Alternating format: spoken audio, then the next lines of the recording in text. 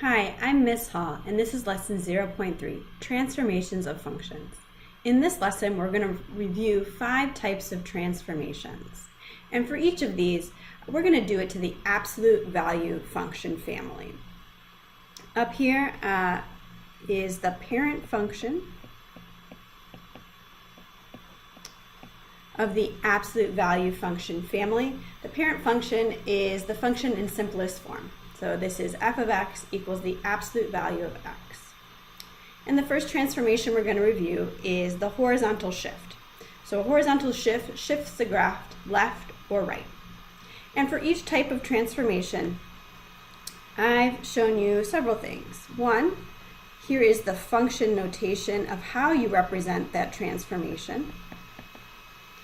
So for this one, which is, you can see from the graph, we've shifted the parent function 2 units to the right. How you represent that in function notation is f of x minus 2. And then I have also shown you the new rule, or the new function after the transformation. I'll write new rule. So in this case, this function is now f of x equals absolute value of x minus 2. We've got a description of the transformation. It has moved the graph, the parent function, 2 units to the right, and then we've got the graph, the new graph. So also here is how you represent that transformation in function notation. It is f of x minus h, where h is how many units you're moving at. So let's identify here, in my first example, the h value is 2. So when h is 2, you've got f of x minus 2, which means it shifted 2 units to the right. And for the second horizontal shift example, I did f of x plus 2, and that is where the h value is negative 2. And we've got the new rule, and this transforms the parent function 2 units to the left. Next up is a vertical shift, and this shifts the graph up or down. The function notation for this is f of x plus k. In our first example here, the k value is positive 3, and that means the graph shifts up 3 units, and you can see the parent function shifted up 3. The second one is a k value of negative 3, and that shifts the graph down 3 units. Now on to reflections. There are 2 types of reflections that we're going to review today, and that's a flip over the x-axis or over the y-axis. In reality, you can have a reflection over infinitely many types of lines, like a reflection over a vertical line at x equals 3 or y equals negative 1. But for this lesson, we are just covering the x and y axis. I find it helpful to think of an example. So we have a coordinate plane here with the x and y axis. And I'm going to give a sample point. Let's say this point is 2, 1. And we're going to begin with a reflection over the x-axis. So if we want to reflect this point over the x-axis, the new point is still going to be 2, but the y value is going to change to negative 1. And that's why for a reflection over the x-axis, you negate the y value. You negate the rule, negative f of x. Okay, so you see here that our new function is f of x equals negative absolute value of x. We negated the parent function, which was the absolute value of x, and now it's negative absolute value of x, and that's a reflection over the x-axis. Now we have a reflection over the y-axis. So if we were to reflect this point over the y-axis, the new coordinates would be negative 2, 1, where the y value stays the same, but the x value changes, or the input changes.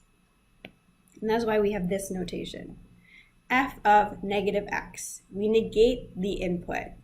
Maybe it would be helpful also to write above here, every point you can think of as x, f of x. right, is the input, is the x value, f of x is the output. And back to reflection over the y-axis. So our new rule is f of x equals the absolute value of negative x. We just negated the input. In reality, visually looking at the graph, a reflection over the y-axis does nothing to that parent value of the absolute value function because it's symmetric over the y-axis.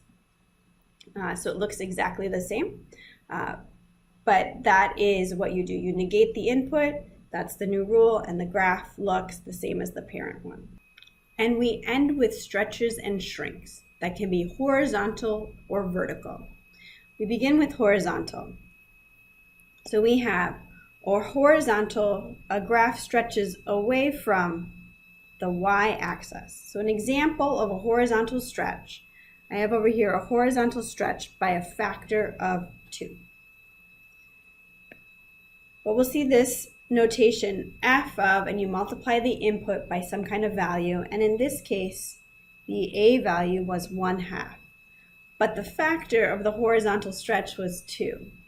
So for horizontal stretches and shrinks, the a value and the factor are reciprocals.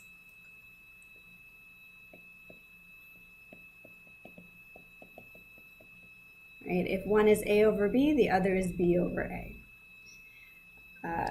And then an example of a horizontal shrink towards the y-axis. Here we have a shrink by a factor of 1/2. So the graph is stretching toward the y-axis. And we have an a value of 2. Again, the factor of the shrink and the a value are reciprocals. We can compare this to vertical stretches and shrinks, where the function notation is a times f of x. And let's go with a stretch away from the x-axis. Here we have a vertical stretch by a factor of 3. And the a value here is also 3. So the a value and the factor of the stretch is the same for vertical stretches and shrinks. And then we have a shrink toward the x-axis. We have a vertical shrink of a factor by a factor of 1/3 with an a value of 1/3. And you'll see this a value, I kind of glossed over it, how it appears in the new function, right? In horizontal, it impacts only the input, right? Absolute value of 2x, absolute value of 1/2 x. And in the vertical, it gets multiplied by the entire function. In this case, it's just absolute value of x. So 3 times absolute value of x, 1/3 times absolute value of x. For the try, we are matching the graph and the description to the graph. So A, we have a reflection across the y-axis and a horizontal shift right 1 unit. So I'm looking at graph number 2, which has a shift 1 unit. So this is A. The parent function here you weren't given, but these are square root functions. So the parent graph looks like this. And this point, 0, 0, and the movement of that point is how I'm going to match up each transformation. So now we have a vertical stretch by a factor of 2 and a horizontal shift left 2. So I'm looking for one that shifted left 2. It's right here. This is B. For C, we have a horizontal shift right 1. So here is C. And for D, we have a vertical compression by a factor of 1/2. Compression is the same as a shrink. Another way to say shrink. And a vertical shift down 2. So this is D, as this is where the parent function has been shifted down 2 units.